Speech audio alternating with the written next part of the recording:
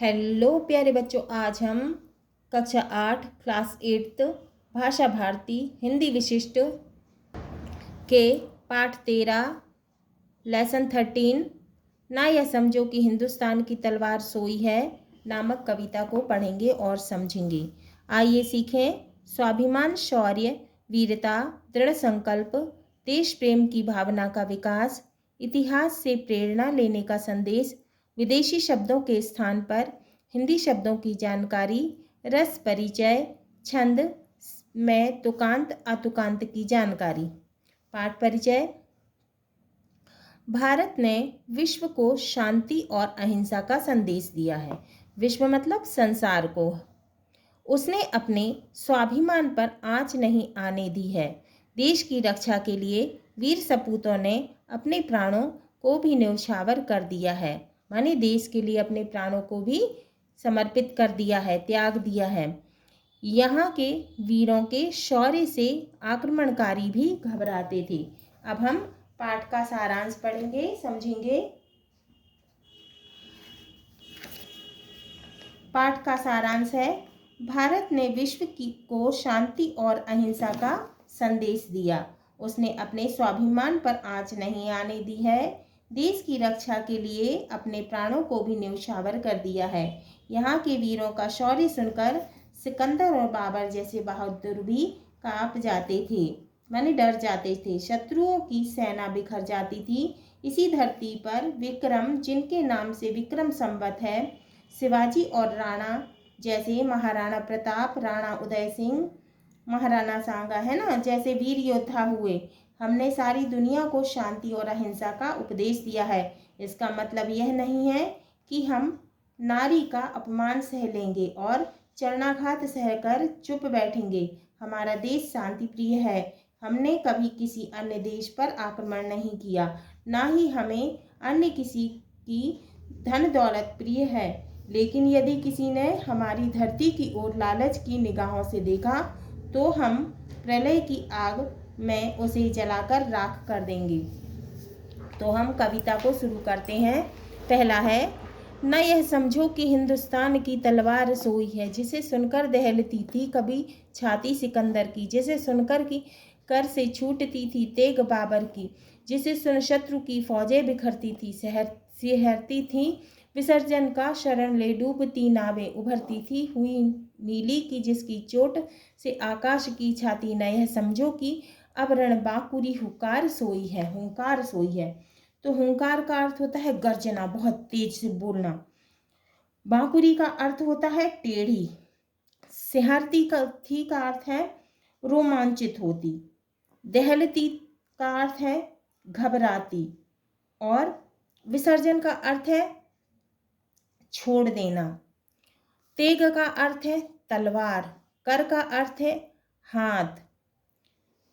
तो इस पद्यांश के माध्यम से कवि ने बताया है कि हिंदुस्तान में अनेक वीर हुए हैं, अनेकों वीर हुए हैं, जिन्होंने आक्रमणकारियों को धूल चटा दी है, माने भगा दिया है डराकर। इसीलिए आज यह मत समझो कि हिंदुस्तान की वह तलवार सो गई है, अर्थात निष्क्रिय हो गई है, जिसके बारे में सुनकर सिकंदर जैसे महान सम्राट की भी छाती दहल जाती थी, मतलब वो डर जाता था। जिसके बारे में सुनकर बाबर जैसे आक्रमणकारी के हाथ से तलवार छूट जाती थी। जिसके बारे में सुनकर शत्रुओं की सेना डरकर युद्ध भूमि छोड़कर भाग जाती थी।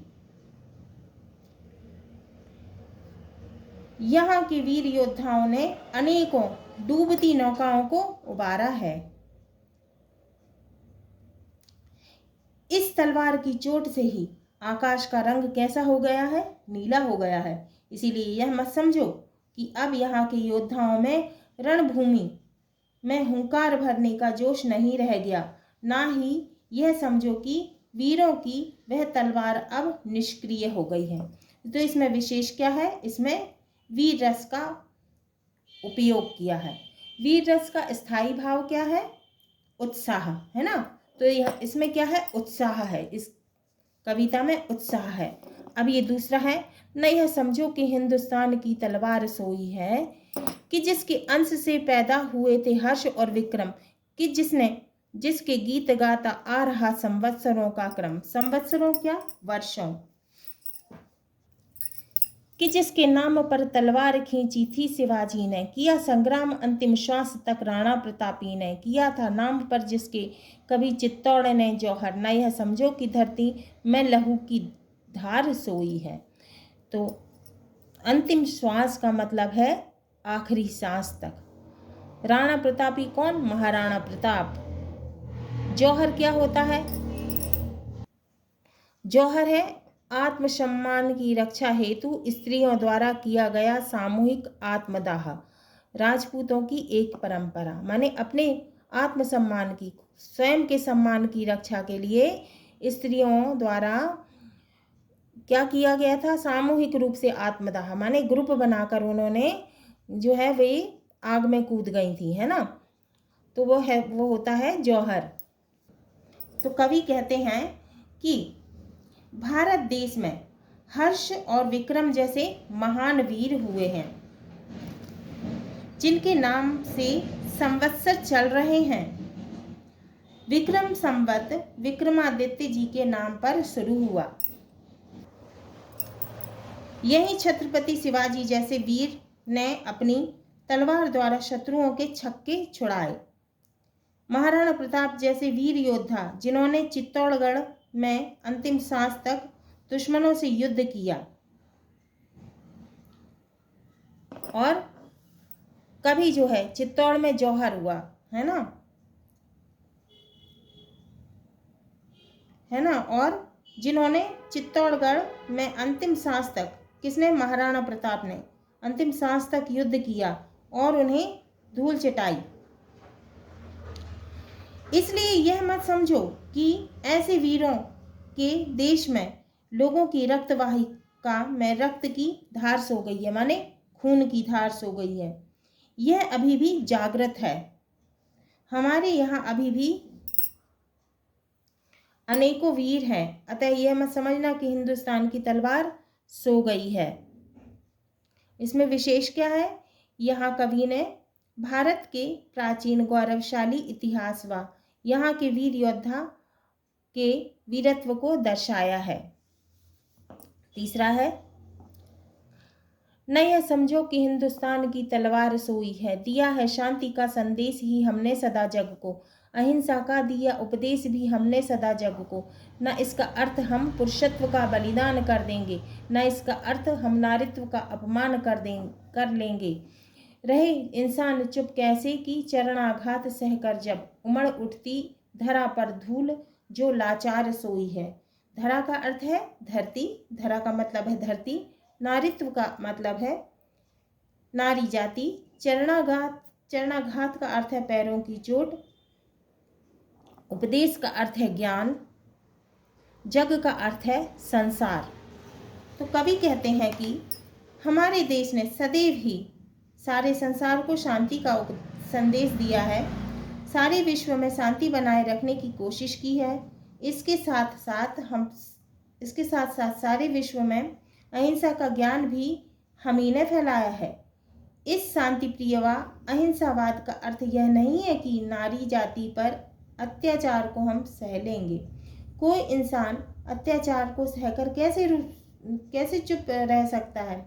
जैसे चरणाघात को सहकर धरती की धूल भी जो अभी तक शांत सोई हुई थी, शत्रु की आंखों में पड़कर उसे लाचार बना देती है, तो भला हम कैसे चरणाघात को सह सकते हैं। हमारे शांत होने का अर्थ यह नहीं है कि हिंदुस्तान की तलवार सो गई है। चौथा है, न यह समझो कि हिंदुस्तान की तलवार सोई है, न सीमा का हमारे देश ने विस्तार चाहा है, किसी के स्वर्ण पर हमने नहीं अधिकार चाहा है, मगर यह बात कहने में न चूके हैं न चूकेंगे, लहू देंगे मगर इस देश की माटी नहीं देंगे। किसी लोलुप नजर ने यदि हमारी मुक्ति को देखा, उठेगी तब प्रलय की आग जिस पर छार सोई है। छार का अर्थ है राख, खारा, है ना। लोलुप का अर्थ है लालची और मुक्ति का अर्थ है आज़ादी, है ना। स्वर्ण का अर्थ है सोना। तो कवि कहते हैं कि हमारे देश ने कभी भी किसी दूसरे देश पर आक्रमण करके अपना विस्तार करना नहीं चाहा है और ना ही हमने किसी के सोने को पाने के लिए उस पर अपना अधिकार जताया है। लेकिन यह बात कहने में हम नहीं चूक सकते कि यदि किसी ने हमारे देश की धरती की ओर नज़र उठाई तो हम अपनी जान की बाजी लगा देंगे, अपना खून बहा देंगे, मगर इस देश की मिट्टी पर किसी को अधिकार नहीं करने देंगे। यदि किसी ने भी लालची निगाहों से हमारी आज़ादी की ओर देखा और उसे छीनने की कोशिश की तो हम प्रलय की आग लगा देंगे और उन्हें राख में मिला देंगे। इसीलिए यह मत समझना कि हिंदुस्तान की तलवार सोई हुई है। अब ये कविता किसने लिखी है? राम कुमार चतुर्वेदी चंचल जी ने। कवि परिचय।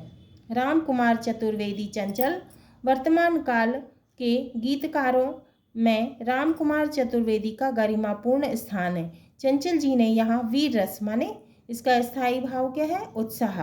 और रौद्र रस का स्थायी भाव क्या है? क्रोध से ओतप्रोत रचनाओं का लेखन किया है।